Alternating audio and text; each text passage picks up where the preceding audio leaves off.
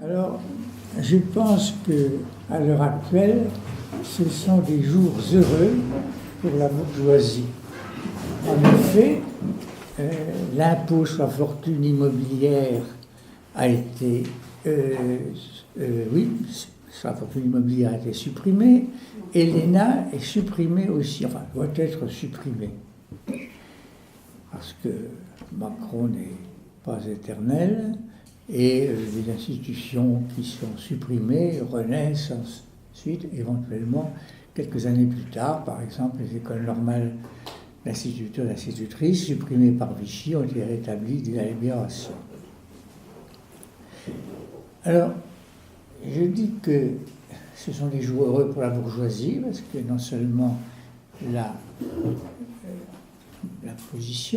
sur la fortune immobilière a été aboli, mais également la suppression de l'ENA va dans le même sens, c'est-à-dire la remise en cause des acquis de la libération. Parce qu'il faut bien voir que l'ENA, quelles que soient les critiques qu'on puisse lui adresser, la discussion permettra certainement d'en évoquer beaucoup, a été une réforme de structure dans la vague des réformes de structure de la libération et conformément, si je puis dire, grosso modo, à la charte du Conseil national de la résistance. Et cet ENA a été créé par De Gaulle et Debré et, encore une fois, en même temps que les nationalisations, en même temps que la création de la sécurité sociale, en même temps que la création des comités d'entreprise, etc., etc. Il faut bien voir cette perspective, c'est-à-dire une réforme de structure dans la vague des réformes de structure de la libération. Et quel était l'objet de cette réforme? Eh bien, c'était de modifier le recrutement et la formation des hauts fonctionnaires. Hauts fonctionnaires qui étaient accusés à la libération d'être co-responsables de la chute de la démocratie en 1940. Le procès de la haute administration a été instruit dès 1940. Et en 1944, on remettait en cause non seulement Vichy, mais aussi la Troisième République. Et donc, c'est dans cette perspective qu'il ne faut pas oublier que l'ENA a été créée. Alors, l'objectif de cet ENA, donc créé par De Gaulle et Debré, était triple. D'abord, démocratiser le recrutement des hauts fonctionnaires. Alors, le procès du système de la Troisième République avait été largement réalisé. Donc, démocratiser, unifier le recrutement afin d'éviter les cloisonnements, les corporatismes, et puis également rénover la formation des hauts fonctionnaires. Rénover la formation des hauts fonctionnaires qui étaient accusés, et à juste raison, d'être beaucoup trop exclusivement juridiques. Donc ouvrir la haute fonction publique aux problèmes contemporains, à l'économie, aux politiques publiques.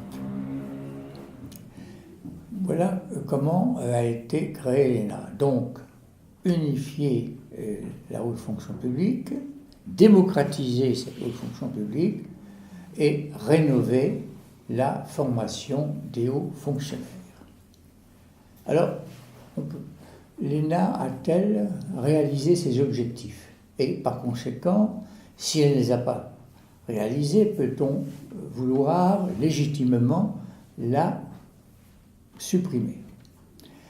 Elle a réalisé partiellement ses objectifs. Mais s'il fallait supprimer toutes les institutions qui n'ont réalisé que partiellement leurs objectifs, il faudrait en supprimer un certain nombre, et bien sûr dans tous les domaines. Bon, il est vrai que l'ENA n'a pas entièrement réalisé les objectifs qui lui étaient assignés à la libération. Mais elle a constitué quand même un progrès décisif. Par exemple, sont arrivés au Quai d'Orsay des barbares. C'était comme ça que les énarques étaient considérés par les diplomates de l'époque. Et d'autre part, vous avez eu des préfets qui étaient catholiques, impensable sous la Troisième République. Le corps préfectoral se confondait, si je puis dire, avec la franc-maçonnerie. J'ai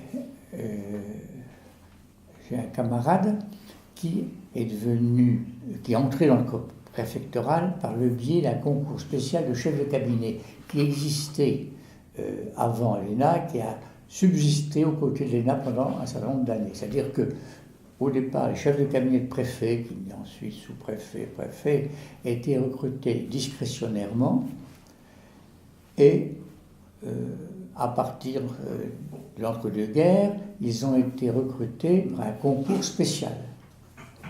Mais c'était un concours maison de l'intérieur. Et ce concours a subsisté, encore une fois, pendant un certain temps, à côté de l'ENA.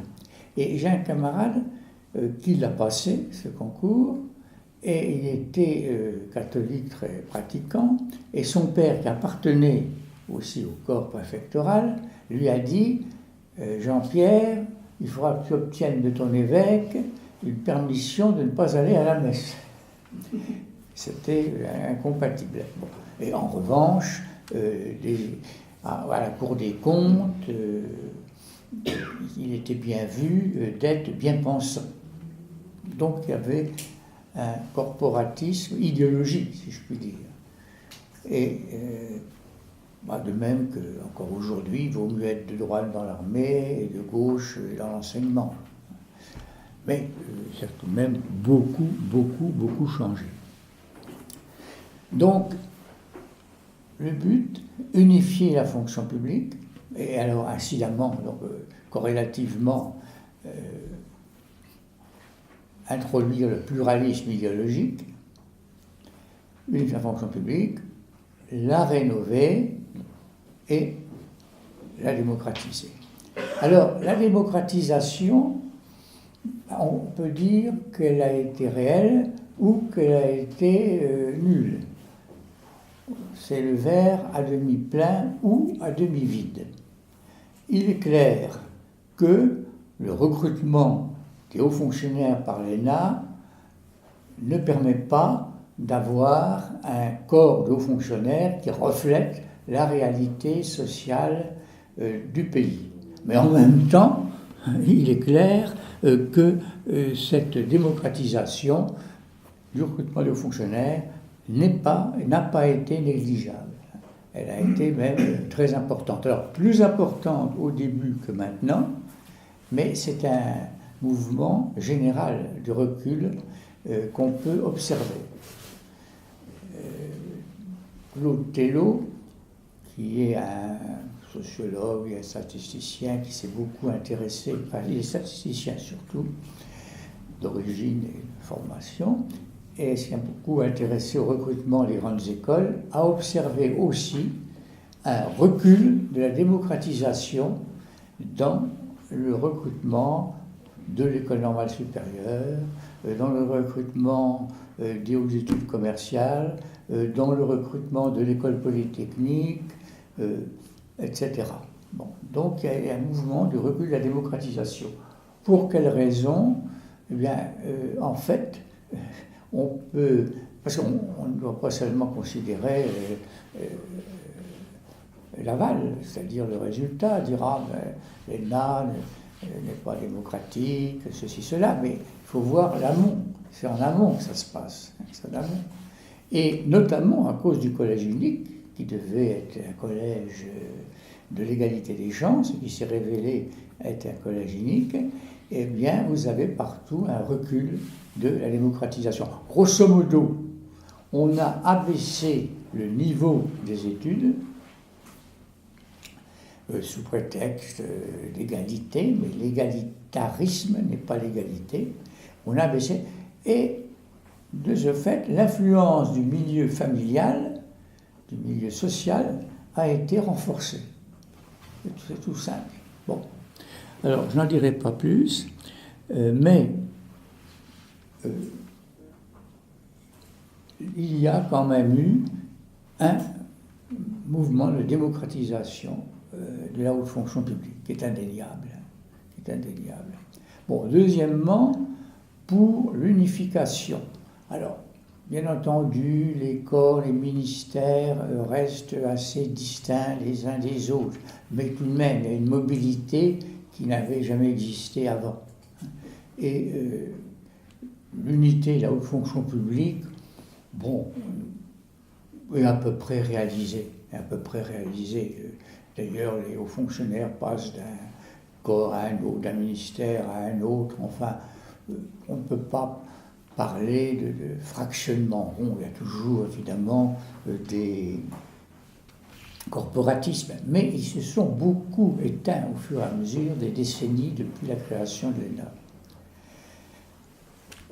Bon, alors, en ce qui concerne maintenant la rénovation de la formation des hauts fonctionnaires, bon, elle a été également indiscutable. Le droit n'imprime plus sa dictature. Les hauts fonctionnaires sont formés aussi à l'économie et puis aux grandes questions contemporaines. Donc, on peut considérer, à mon avis, que globalement, mais c'est toujours la théorie du verre à moitié plein ou du verre à moitié vide, l'ENA a rempli sa mission. Et en ce qui concerne d'ailleurs l'égalité des chances, la suppression de la note d'études à la sortie de l'ENA après 1968 a été un facteur d'égalité des chances. Parce que cette note d'études, j'avais fait des travaux quand elle existait, pour la période pendant laquelle elle existait très exactement, et elle était corrélée avec les origines sociales. Alors dans les origines sociales, je ne suis pas seulement occupé du statut socio-professionnel, les fameux CSP, catégories socio-professionnelles, mais également de l'ascendance familiale, des revenus non salariaux, etc. Enfin, il y a beaucoup d'autres choses qui permettent de compléter et d'affiner le statut socio-professionnel, qui est tout de même une classification assez grossière. Bon. Et il est clair qu'il y avait, entre la note d'études, quand elle existait jusqu'à 1968, et les origines sociales, donc affinées, pas seulement, encore une fois, la catégorie socio-professionnelle, une corrélation.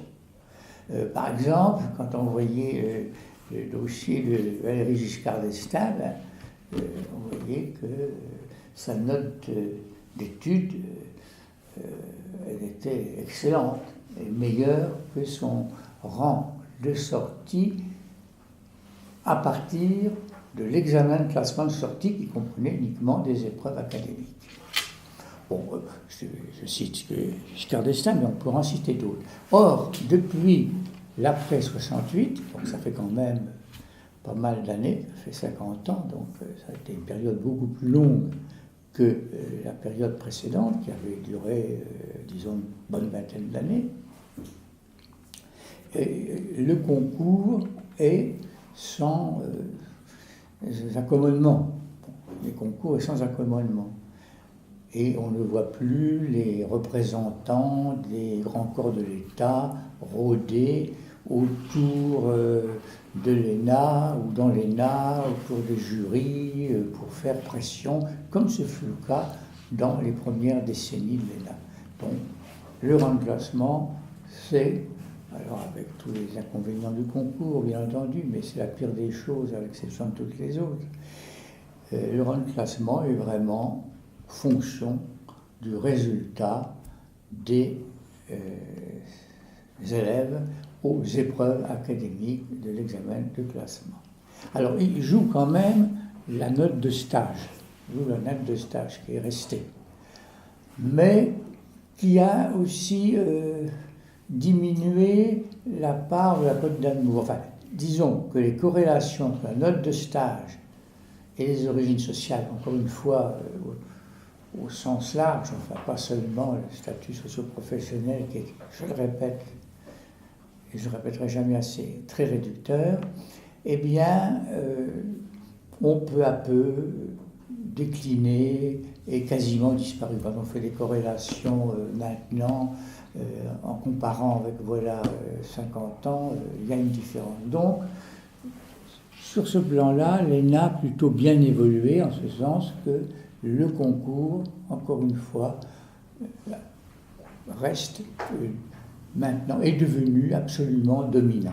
Donc, l'influence de la cote d'amour, qui pouvait se manifester à travers les notes d'études supprimées et les notes de stage maintenues, a disparu. La cote d'amour, on peut dire qu'elle a disparu.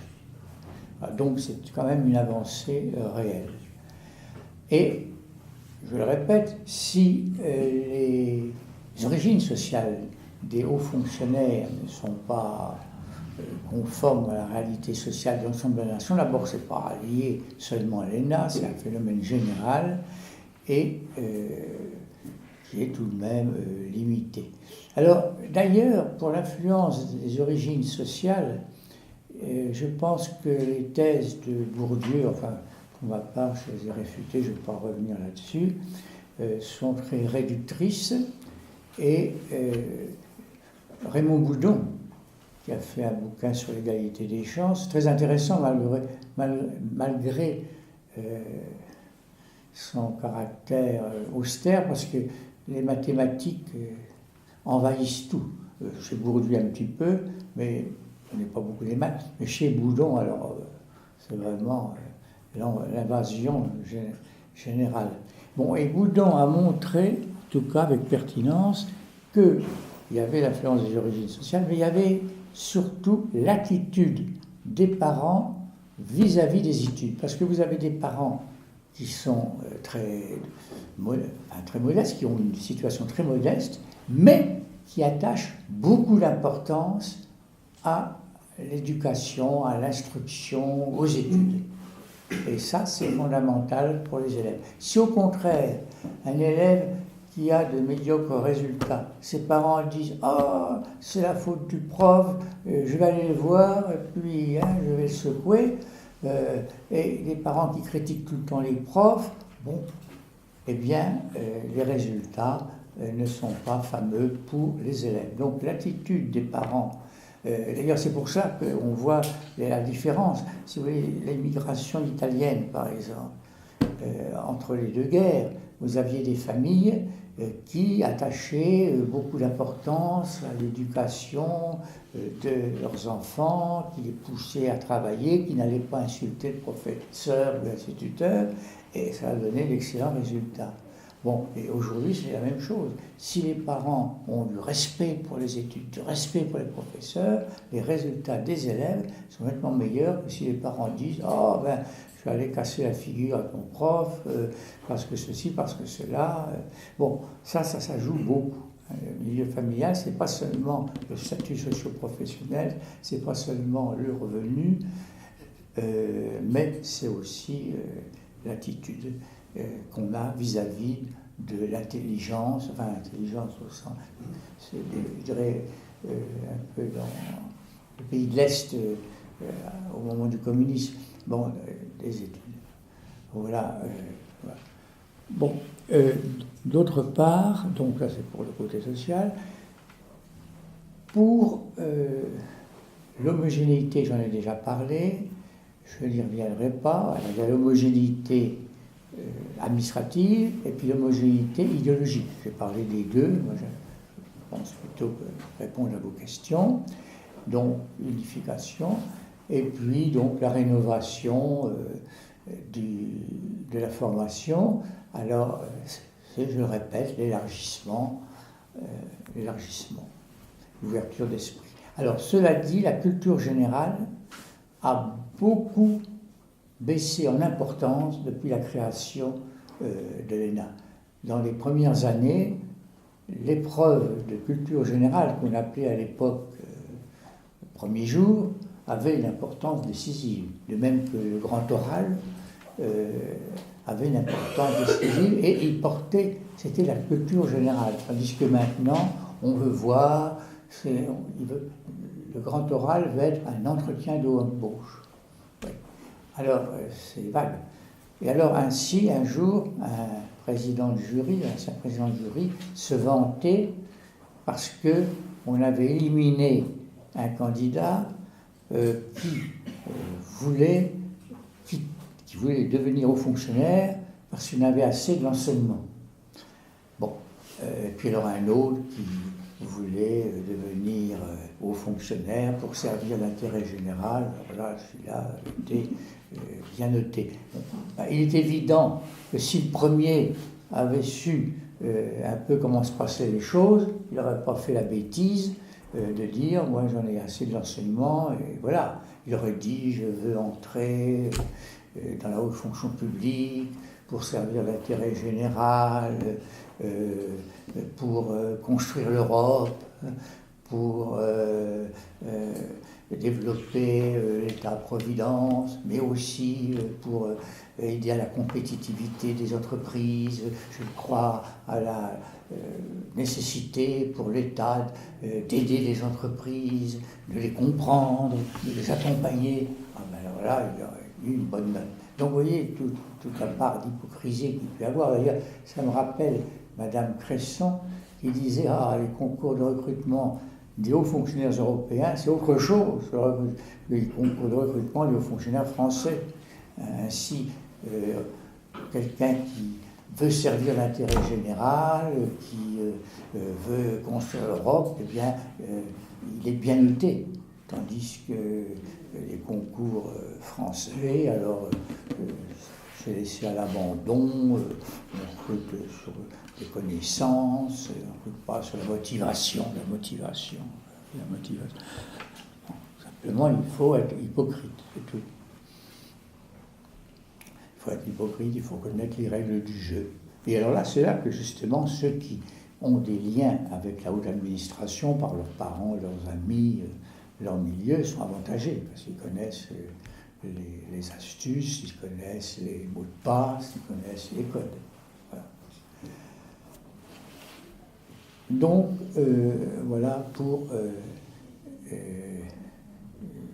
le recrutement. Alors, en ce qui concerne la formation, bon, elle a beaucoup varié. De même, les épreuves à l'entrée ont varié constamment. Et vous aviez, à un moment donné, un directeur des études, lorsqu'il assistait à des réunions de direction, il arrivait toujours avec une pile de documents. Parce qu'il disait, comme ça change tout le temps, je m'y perds moi-même et donc j'apporte les textes pour... Voilà. Et effectivement, les réformes de l'ENA se succèdent sans arrêt depuis sa création.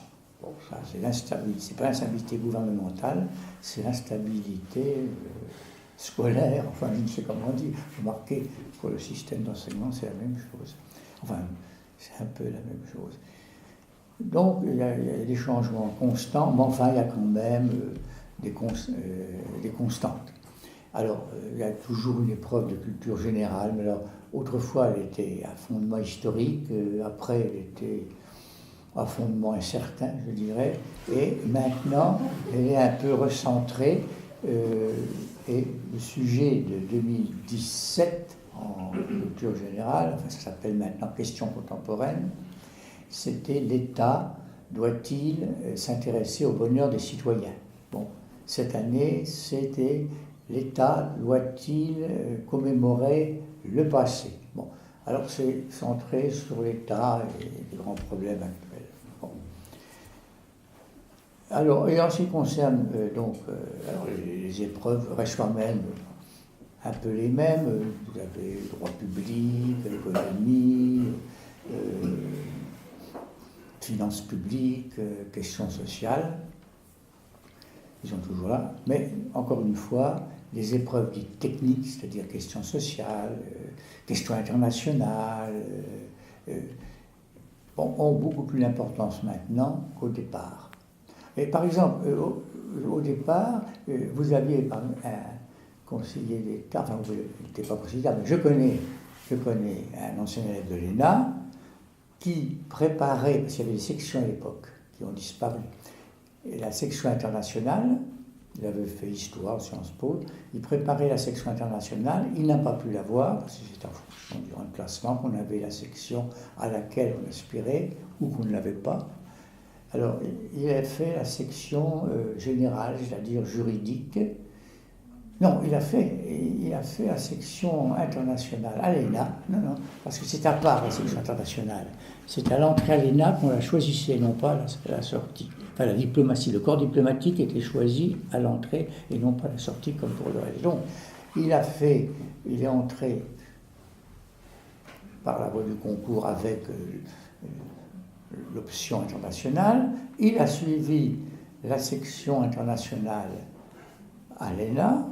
Et puis après, il est entré au Conseil d'État, parce que le Conseil d'État était commun à toutes les sections. Donc, section économique, section sociale, section internationale. Donc, ayant fait la section internationale, au lieu d'aller au Quai d'Orsay, il a choisi le Conseil d'État qui était offert, si je puis dire, à tout le monde. Alors donc, quand il arrive au Conseil d'État, il n'avait jamais fait de droit public, enfin le contentieux administratif. Il avait fait le droit public, mais pas le contentieux administratif à proprement parler. Bon.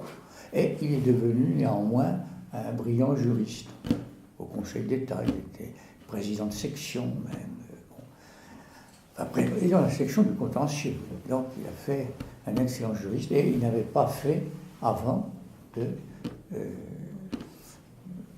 droit administratif approfondi. Donc,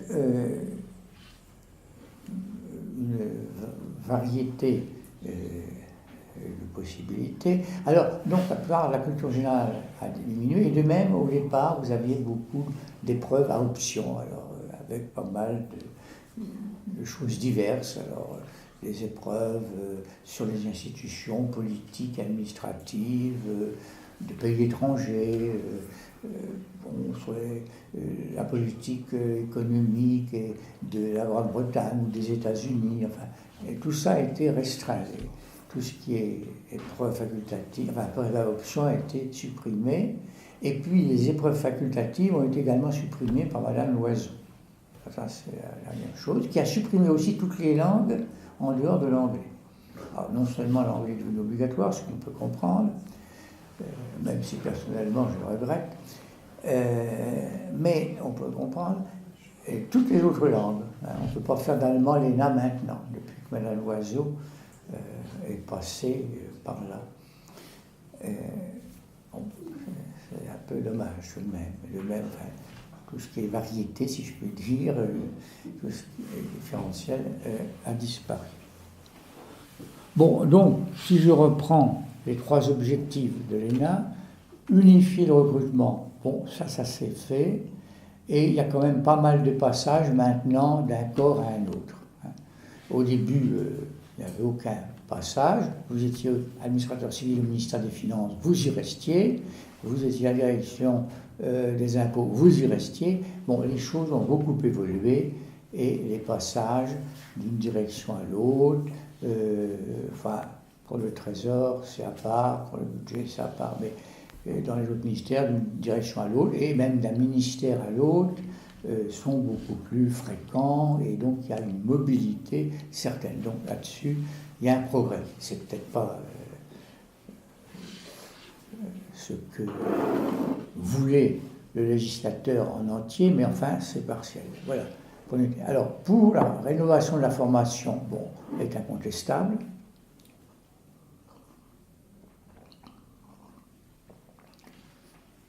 Et pour la démocratisation, elle est relative, mais c'est le lot commun des grandes écoles.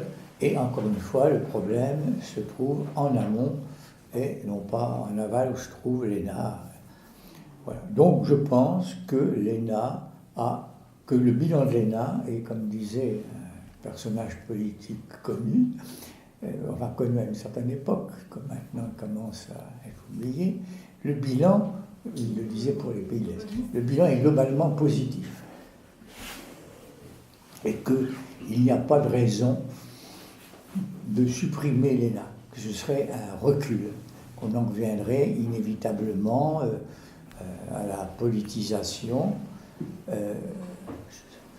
qui n'est pas impensable, ce qui est même très pensable dans la tête de Macron, qui a comme modèle les États-Unis. Bon.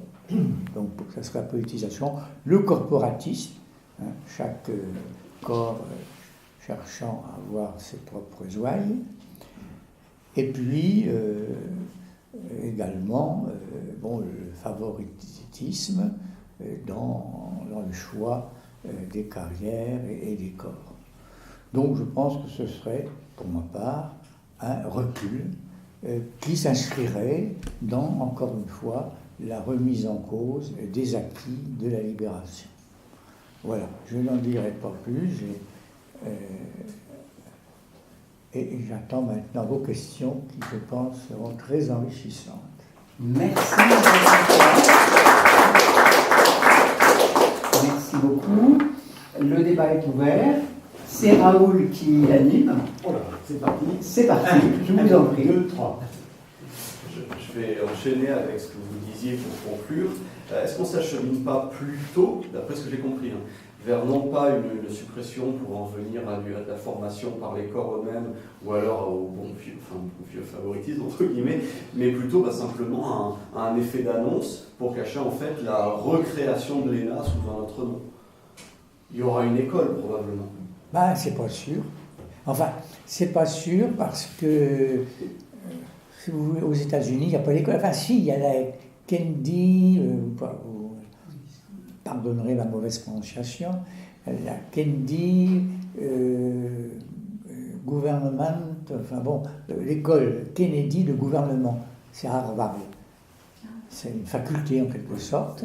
Bon, alors, c'est l'équivalent d'une grande école. Comme disait Raymond Aron, on dit qu'aux États-Unis, il n'y a pas de grandes écoles, qu'en France, il n'y a pas de grandes universités, mais c'est faux. Les universités les plus prestigieuses des États-Unis équivalent à nos grandes écoles. Il y a la même sélectivité, il y a la même formation, enfin voilà.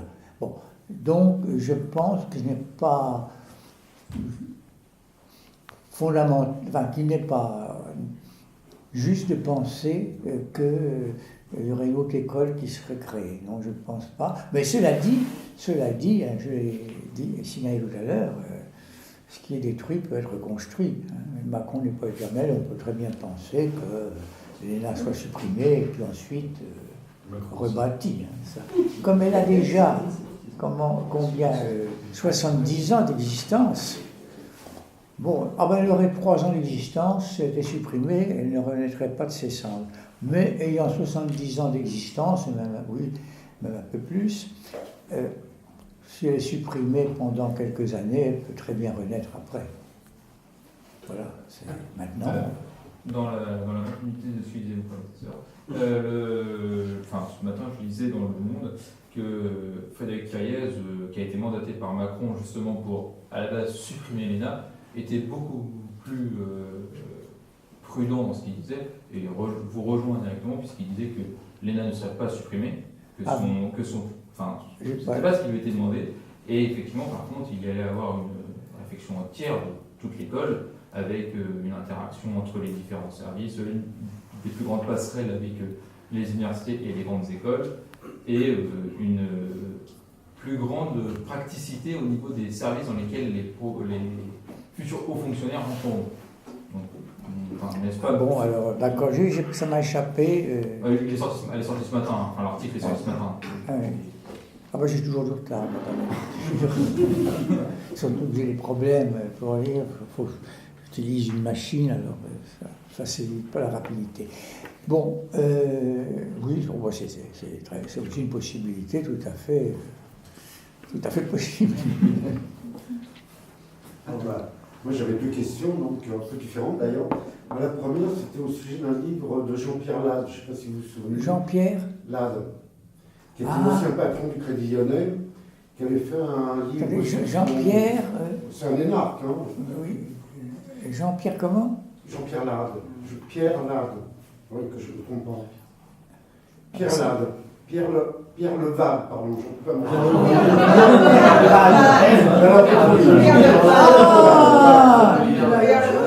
Ah, d'accord.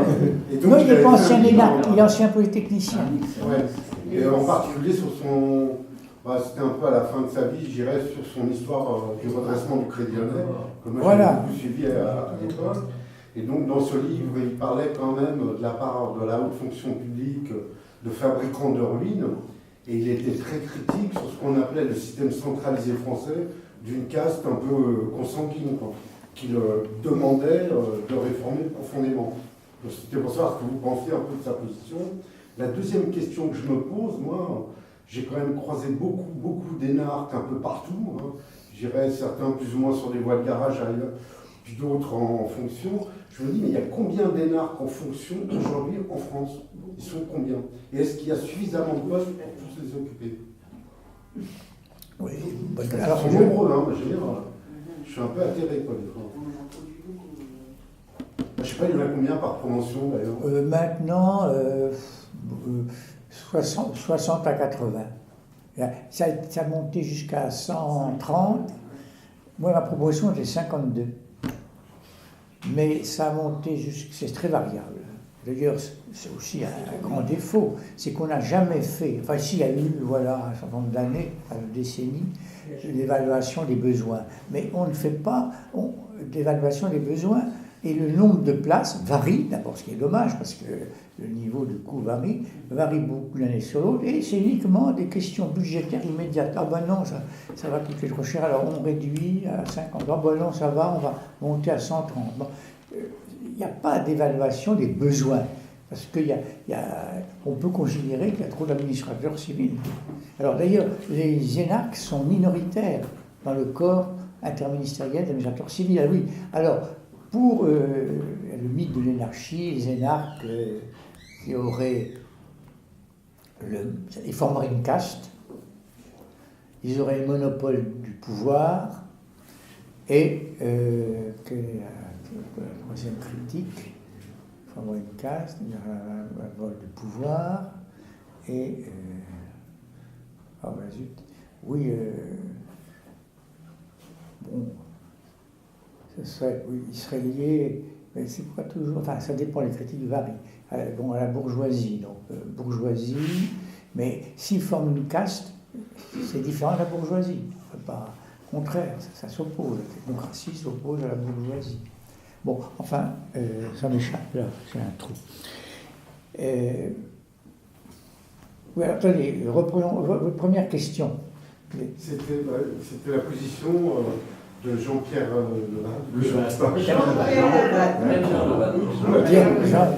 Leval. Il parlait dans son livre, quand il avait fait le bilan un peu du redressement du Crédit Lyonnais du début des années 90 jusqu'à la fin des années 90 ou début des années 2000, où il faisait un constat, je dirais, de tout ce petit monde de l'énarchie, je dirais, qu'on appelle l'énarchie maintenant, qu'il avait fréquenté et auquel il s'était heurté, où il parlait des fabricants de ruines. Et il était très critique vis-à-vis du pouvoir centralisateur en France, qui restait très centralisateur, je dirais, avec une caste très particulière, quoi, qui est consanguine, ça on le sait maintenant. Oui, alors, Père Leval, d'abord, oui, il critique aussi l'accès direct au haut poste de direction des énarques. Bon, c'est-à-dire qu'un énarque qui est directeur dans un ministère ou même sous-directeur va accéder directement à un poste de PDG. Bon, à partir des cabinets ministériels. Alors, moi je veux bien, mais lui-même est passé du cabinet de Pierre Mauroy à la direction du Crédit Lyonnais. Bon, directo. Alors, moi je suis toujours gêné par les gens qui crachent dans la soupe ou qui ne s'appliquent pas les règles qu'ils veulent imposer aux autres. C'est... Bon, donc lui-même est un bon exemple de ce passage direct des cabinets à la tête des grandes entreprises. Et alors, cela dit, ce passage direct ne se fait plus maintenant. C'était vrai du temps de Père Leval, et il en a bien profité, mais maintenant, c'est plus le cas. De même, le pantouflage est beaucoup plus limité. Et la colonisation de la haute administration par les grands corps est limitée aussi.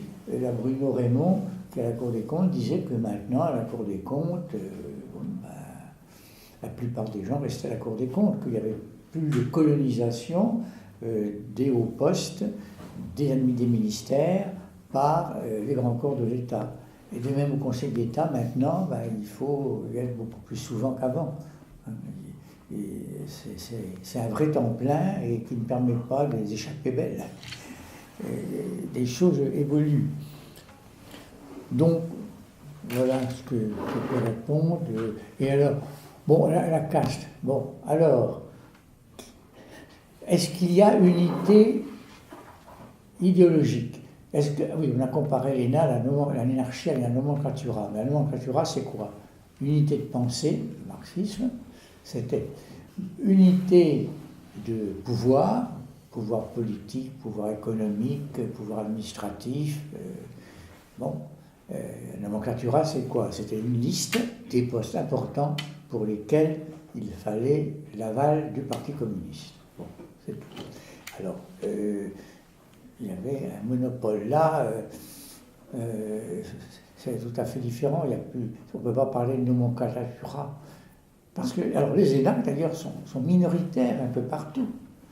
Alors, d'abord, il y a autant de polytechniciens dans l'administration que d'énarques, première chose. Alors, ils restent moins longtemps parce qu'ils vont dans le privé après, mais comme il y a plus de polytechniciens que d'énarques, donc ça s'équilibre. Et en France, les polytechniciens, enfin les techniciens, disons, les scientifiques, ont des postes de responsabilité administrative et financière. Ils sont sous-directeurs, directeurs, bon. Alors qu'en Allemagne et en Grande-Bretagne, les scientifiques sont seulement conseillers d'un directeur. Alors en Allemagne, c'est la formation juridique qui écrase tout.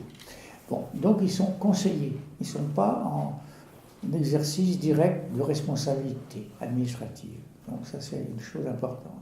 Donc autant de polytechniciens que d'énarques et dans les fonctions administratives. Sous-directeur, chef de bureau, sous-directeur, directeur. D'ailleurs, en ce qui concerne les directeurs, les énarques sont minoritaires parce que vous avez énormément de techniciens, entre guillemets. Bon, à l'agriculture, ce sont les agronomes, qui font la loi, si je puis dire. À l'équipement, ce sont les ingénieurs des ponts. Enfin, maintenant, Combine, ça a été fusionné, les choses ont beaucoup changé. Pardon. Au ministère de la Défense, les militaires ont du poids. Ils n'ont pas beaucoup de direction. Bon, et les énarques sont un peu les... Comment dirais comment appelle-t-on dans les ordres religieux ceux qui ne sont pas prêtres, qui sont... Les clercs. Comment? Converse. Les clercs? Non, tous sont clercs. J'ai un trou. Les diacres. Non, les diacres, c'est en dessous de prêtre, non. On ne dit pas frère convert? Frère convert. Pardon, Frère convert, on dit. Non, c'est pas ça. Les frères convers. Vous avez dit les frères convers? Vous avez dit les frères convers? C'est ça. J'ai pas bien entendu. Toutes mes excuses. C'était ça. C'est les frères convers. Les frères convers, une position diminuée. Voilà. Bon, du coup, je ne sais plus où j'en ai. Voilà, alors la caste. Oui, donc la nomenclatura russe, soviétique, c'était unité de pensée, unité de pouvoir et unité sociale. Bon. Alors, les énarques, ils ont des pensées très diverses. Ils ont des pensées. D'ailleurs, Jacques Nikonov, qui est ici, quel est son lien avec Ernest Antoine Laborde de Sellières, qui était président du MEDEF et président du MEDEF, pas du MEDEF, mais enfin du patronat européen, et qui est un héritier, un descendant, oui, un héritier de Wendel, de la famille de Wendel. Bon. Alors, les rapports sont quand même assez distendus. Bon. Et sur le plan politique, il y a une très grande diversité. Une grande diversité. De Philippe de Villiers à Chevènement, par exemple. Enfin, même s'ils sont souverainistes l'un et l'autre, mais il y a quand même une très grande diversité idéologique. Il y a aussi une grande diversité donc, sociale. Je citais Jacques Nikonov et puis Ernest Langlois-Sellière. Et il y a une grande diversité de responsabilités entre les PDG, les énarques qui sont PDG de grandes entreprises. Il y en a beaucoup moins qu'avant. On est plutôt dans les années 90, 1990, où là, il y en avait beaucoup. En 20 ans, la situation a profondément changé. Bon, il y a des situations vraiment diverses. Pour faire que ça soit une caste, il faut qu'il y ait quand même une unité. Alors l'unité de pouvoir n'existe pas parce qu'il y a des énarques qui ont du pouvoir et puis d'autres qui n'en ont pas. M. Macron a beaucoup de pouvoir. Et puis il y en a d'autres qui n'ont pas du tout de pouvoir. Bon, une unité de pensée n'existe pas non plus. On va de l'extrême gauche à l'extrême droite. Vous avez des énarques au Rassemblement national, vous en avez à la France insoumise, enfin bon, ça va dans tous les sens, si je peux dire. Alors donc pas d'unité de pensée, pas d'unité de pouvoir, c'est vraiment très variable, pas d'unité sociale de revenus, de propriété. Il y a des gens, parmi les anciens élèves de l'ENA, qui sont actionnaires, qui ont des actions, qui ont des propriétés immobilières, puis il y a d'autres qui n'ont que leur salaire. Enfin, donc il n'y a pas vraiment d'unité. Bon, alors il y a une unité de formation. Oui, de formation. Bon, mais est-ce que les énarques sont formatés? Pas trop, parce qu'ils ont une vie antérieure. Et Debré le voulait. Il voulait que les gens qui arrivaient à l'ENA étaient déjà formés et reçu une formation antérieure, alors soit par les études supérieures, soit par l'expérience administrative. Mais maintenant, les fonctionnaires ont tous des diplômes. C'est fini le temps où les fonctionnaires pouvaient n'avoir aucun diplôme. Alors, c'était d'ailleurs l'étude supérieure. Alors, il y a eu beaucoup d'instituteurs qui sont entrés à l'ENA après la création de celle-ci. Beaucoup d'instituteurs. Et puis également beaucoup d'agents des régies financières qui avaient seulement le bac, bon, qui avaient passé des concours internes. Mais maintenant, les fonctionnaires, à quelques exceptions près, ont des diplômes d'enseignement supérieur. Alors, ce qu'il faut noter, c'est quand même la grande variété, je dirais pas la grande biodiversité, un terme à la mode, mais la grande variété des origines intellectuelles des anciens élèves de l'ENA. Alors là, c'est incomparable. Vous avez des agronomes, vous avez des ingénieurs des arts et métiers, vous avez même eu un maître en théologie, vous avez la faculté de Strasbourg, donc avec diplôme d'État. Vous avez... alors là, il y a une grande variété. Des agrégés de physique, vraiment, beaucoup d'anciens élèves d'école de commerce, et puis beaucoup d'anciens élèves d'école d'ingénieurs. Mais alors, il y a une variété intellectuelle très grande. Alors, vous avez aussi, avec la troisième voie, ouverte à des gens qui ont eu une activité professionnelle, vous avez eu les publicitaires, vous avez eu des médecins, par exemple Martin Hirsch, qui est actuellement le grand patron des hôpitaux de Paris, assistance publique. Bon, eh bien, il est médecin. Il était médecin et ensuite il a fait l'ENA. Donc, alors là, on ne peut pas nier la grande diversité des origines intellectuelles ou administratives ou professionnelles des anciens élèves de l'ENA. Ça vient de partout. Bon. Donc là, il y a une variété pour les origines intellectuelles. Bon, les origines sociales, c'est nettement plus varié aussi que les autres écoles. Tout est relatif, hein. Encore une fois, on peut voir le verre à moitié vide ou à moitié plein. Alors, Castres, est-ce que les anciens élèves de l'ENA se rendent des services mutuels? Après, les polytechniciens se rendent des services mutuels. Mais ils ont été très agrégés, si je puis dire. Et puis l'internat joue aussi. Ils ont vécu ensemble. Les anciens élèves de l'ENA, très souvent, ils ne se connaissaient pas avant. Ils se connaissent au cours des études et après ils ne se revoient plus. Personnellement, il y a des gens que je n'ai pas revus depuis l'ENA, c'est-à-dire depuis un certain nombre de décennies. Je ne les ai jamais revus. Alors, et je ne suis pas le seul. Donc, voilà, c'est...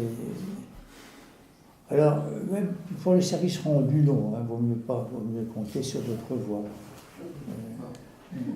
Alors que pour les polytechniques, pour diverses raisons, c'est différent. Alors, par exemple, un polytechnicien, rencontrant un autre polytechnicien, va dire Jean Dupont, X, telle année. Voilà, c'est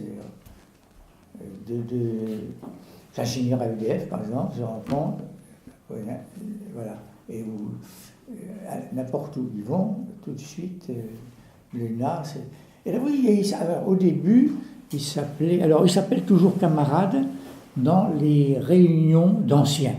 Dans les réunions d'anciens, on s'appelle camarade et on se tutoie volontiers. Mais, sinon, en dehors, on s'appelle monsieur, long comme le bras, comme c'est un personnage de Molière, et on se vouvoie. Impensable pour les polytechniciens. Deux polytechniciens se rencontrent, ils se tutoient.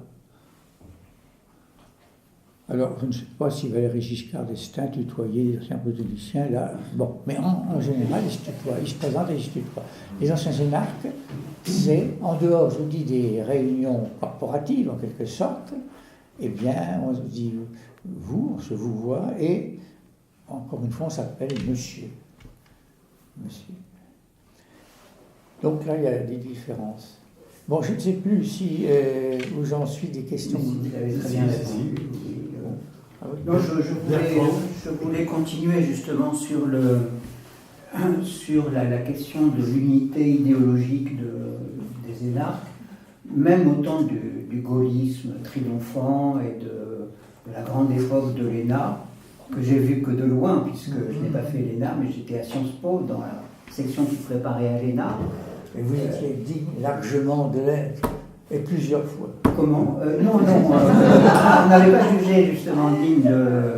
Pas du tout. Vous savez, non, tout, je vais pas raconter ma vie, mais non, bon, restons dans une observation participante.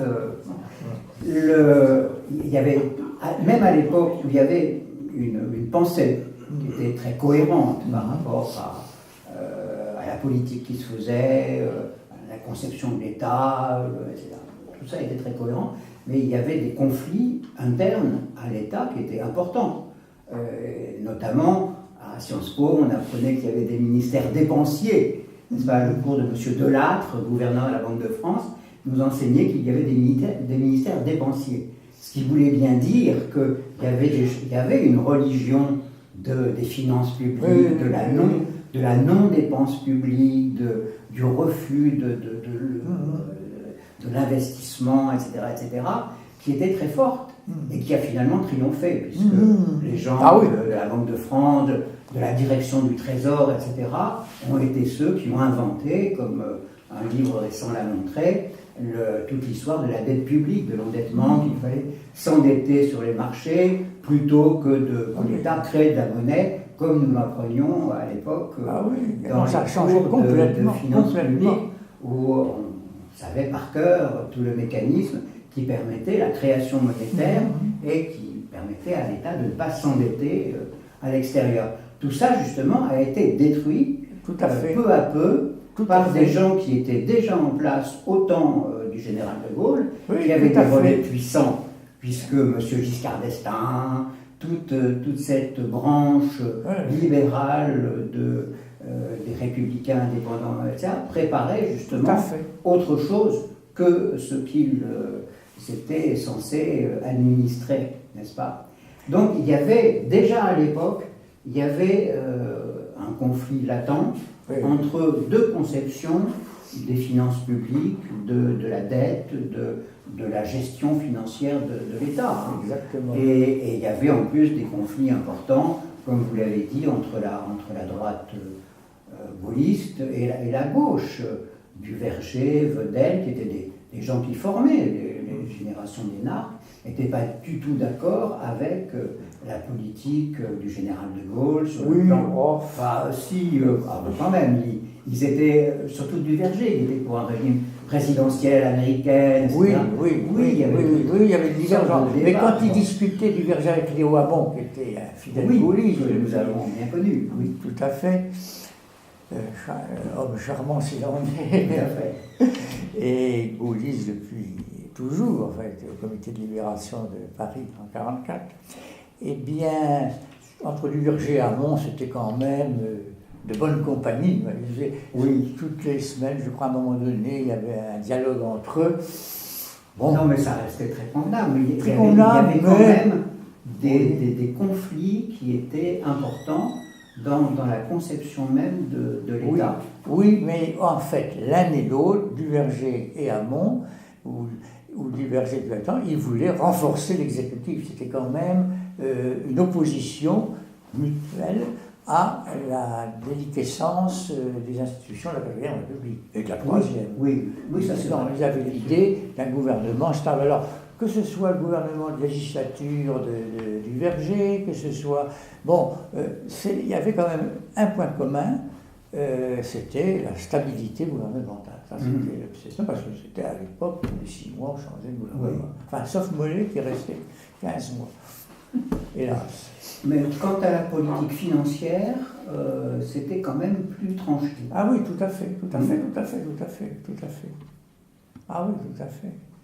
Bon, voilà, c'était l'époque 64-68, avant justement la réforme dont vous parliez. Mais ça a complètement changé, le discours officiel, le discours dominant a complètement changé. Maintenant, la dette, c'est affreux. Si on dépensait 3% qui ont été fixés arbitrairement comme ça, c'est un drame.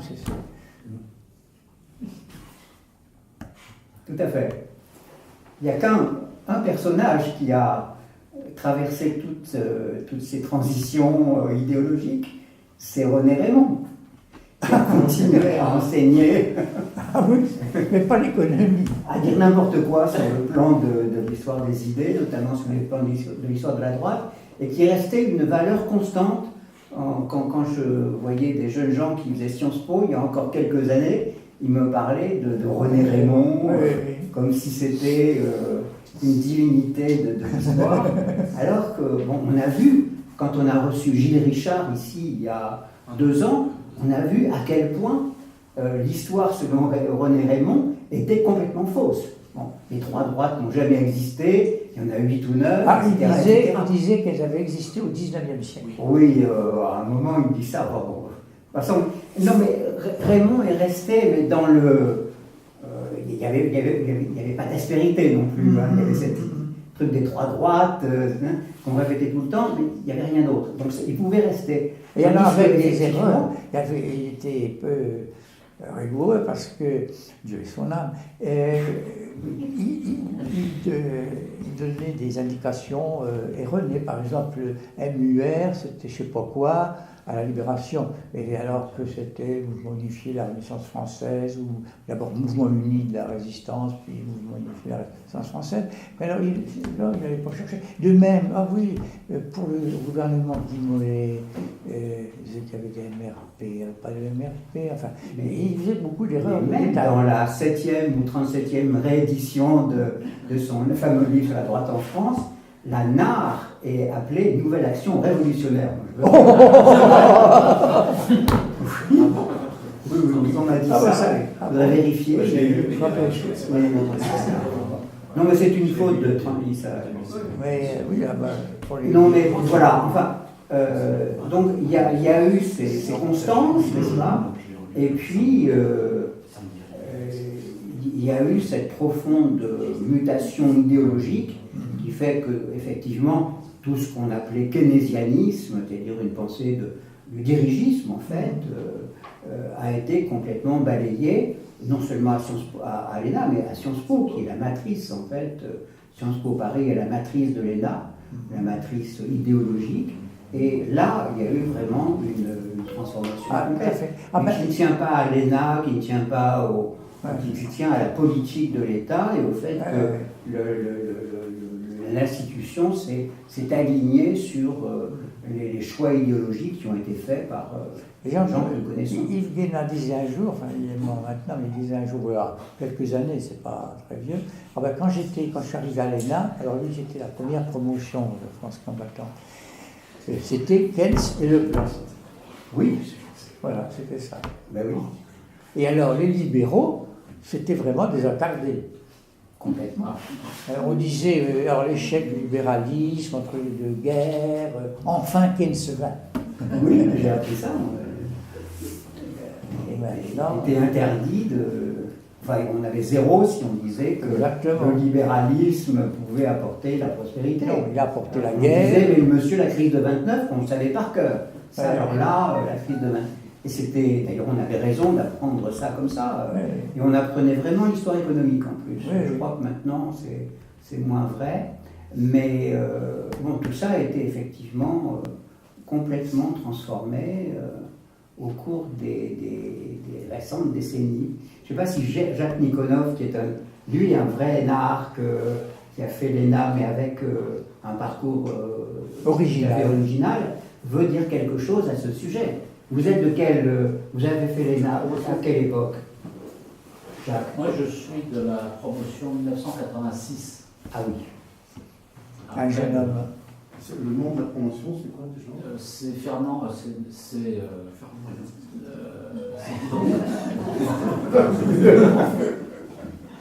de l'idée d'Europe. Alors moi, ma promotion, il y a eu une querelle. On voulait l'appeler, la majorité, commune de Paris.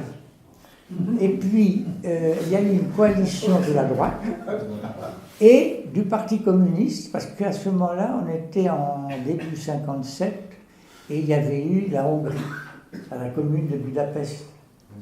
Donc le Parti communiste, la commune, il n'aimait pas. Donc, c'était après 50. Alors donc, la commune de Paris a été écartée par une alliance entre la droite et le Parti communiste, et on s'est appelé finalement Vauban. Vauban, c'est bien. Puis c'était pas mal. Ah ouais. Pas mal. Oui, Jacques. Alors, avez-vous des informations sur le système qui pourrait remplacer l'ENA? C'était ma question. Pardon? C'était aussi ma question. Désolé. Non, mais c'est pas... Alors, quel système pourrait remplacer l'ENA? Oui, si vous avez des informations. Ah, ça, j'ai aucune information. Je ne sais pas. Ce qui me paraît amusant, c'est que celui, je ne le connais pas, Thiriez, ou Thirier, je crois, il faut dire. Je pense que c'est un honnête homme et très intelligent. Ancien narco. Oui. Mais moi, ça m'amuse. Je n'ai rien contre lui, hein, d'autant plus, je le répète, je ne le connais pas. Mais pour réformer l'ENA, alors on choisit quelqu'un qui appartient au Conseil d'État, qui a pantouflé pour devenir avocat au Conseil d'État, dont la carrière est surtout liée au football d'ailleurs, et qui appartient, il n'est pas responsable de sa naissance, hein, ça c'est dans un sens ou dans l'autre, mais une grande famille d'industriels du Nord, on les a dit Thirier, une grande famille d'industriels du Nord. Alors, moi je veux bien, mais bon, pourquoi pas? Et encore une fois, je n'attaque pas la personne, hein, voilà, mais le symbole. Quelle était la dernière question? C'était une remarque comme ça, mais je sais pas. Je veux bien en je- faire Ah oui, oui, je vous en prie. qui m'a toujours surpris. À un moment, j'étais tombé sur les statistiques de rentrée de gens qui passaient le concours de l'ENA. Et j'avais été surpris de voir, quand on avait regardé avec un copain qui faisait l'ENA, qui l'a fait d'ailleurs, que cette année-là, les 2 tiers des élèves qui sortaient de l'HEC tentaient le concours de l'ENA. Les 2 tiers des C'est très élèves. fréquent. Attendez. Je ne sais plus quelle année c'était. Mais non, mais les 2 tiers des élèves. HEC. Ah, On les retrouvait au concours de l'ENA. ah bon. J'ai fréquenté, je sais pas, des ponts ou des mines. Il n'y a pas du tout de ruée des gens qui font mine sur le concours de l'ENA. Mais il y en a quelques-uns, il y en a qui ont été. Quelques-uns, mais il y en a très peu. Ouais, Ah moi oui. j'en connais un, j'en pas quelques-uns. Mais alors, oui, HEC, ça a diminué là maintenant. Hein, et je crois qu'il n'y a plus personne qui se présente à l'ENA. Ça m'avait surpris dans les logiques des mouvements de recrutement. Puis bon, il y a une autre chose qui me surprend, si on prend le gouvernement actuel, je dirais, puis depuis quelques années, on retrouve sur des postes de ministres beaucoup de hauts fonctionnaires qui ont fait l'ENA. Ah, beaucoup moins qu'avant. Sous Chirac, quand Chirac était Premier ministre, je ne sais plus quand c'était, il y avait 45% des ministres qui étaient énarques. Quand Chirac était Premier ministre, c'est ça. C'est pas quand il était président de la République, c'était quand il était Premier ministre, 45% des ministres énarques. Ça a beaucoup diminué maintenant, il n'y en a pratiquement plus. Hein. Il y en a pratiquement plus. Non, là ça a diminué. De même, le passage direct des cabinets ministériels, comme je disais à l'instant, dans les hautes fonctions de l'entreprise publique ou privée, c'est fini. Il y a des choses qui évoluent.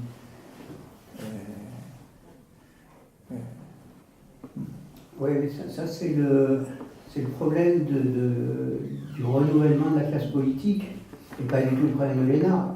Non, il y a nécessité d'une formation des hauts fonctionnaires, on a toujours besoin, tout État a besoin de hauts fonctionnaires. Oui, mais le fait que des énarques se retrouvent en grand nombre dans les ministères, à la tête de ministères, c'est autre chose. C'est que les gouvernements, parfois, pas toujours, peinent à recruter ailleurs que dans ce milieu-là. C'est effectivement pas une très bonne chose, parce que dans la mesure où on apprend aux fonctionnaires à obéir, on ne leur apprend pas nécessairement à prendre des décisions politiques. Ah oui, c'est là qu'est le hiatus, en fait. Oui, mais... Je ne sais pas si vous... Oui, vous avez raison. Avec moi, Jean-François. Si, mais il n'y en a presque plus. Mais je connais aucun ministre énarque. Est-ce que vous pouvez m'en citer? Ah là, je ne sais pas, parce que de toute façon, les ministres, on ne connaît plus. Bruno Le Maire, Qui ça?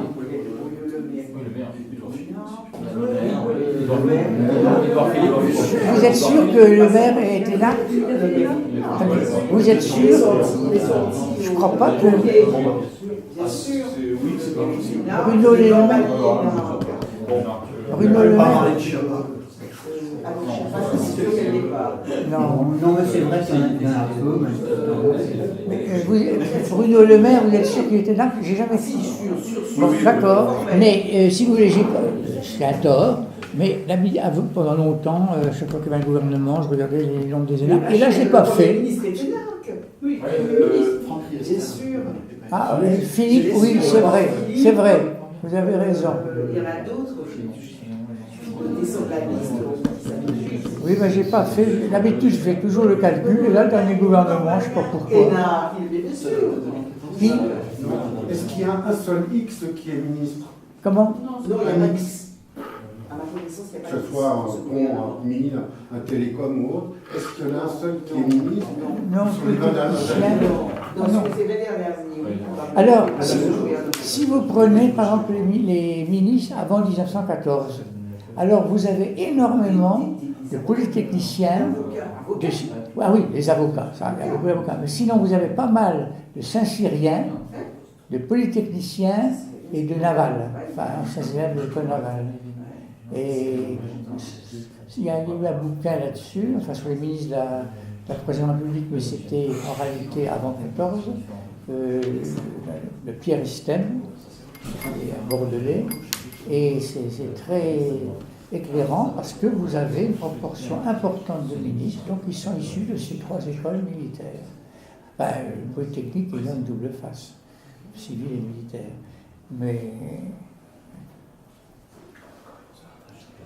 Alors, évidemment, bon, pourquoi il y a beaucoup d'avocats au ministère?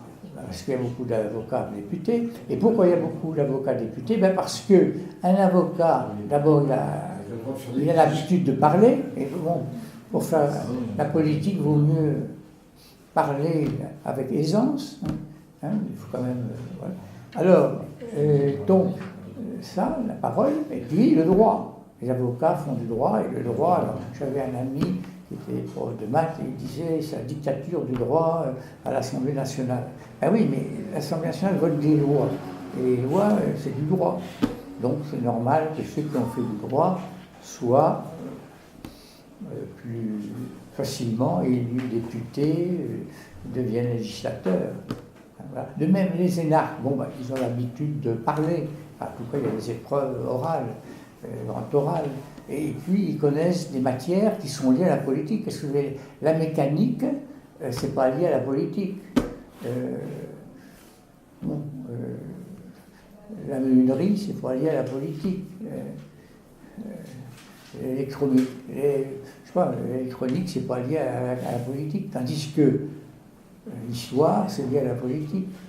Le droit, c'est lié à la politique. Les finances publiques, c'est lié à la politique. Les questions sociales, c'est lié à la politique. On a quand même l'école des mines, et il n'y a plus de mines en France depuis 20 ans, 25 ans.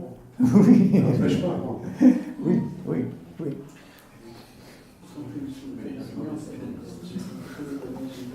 Ça, c'est vrai.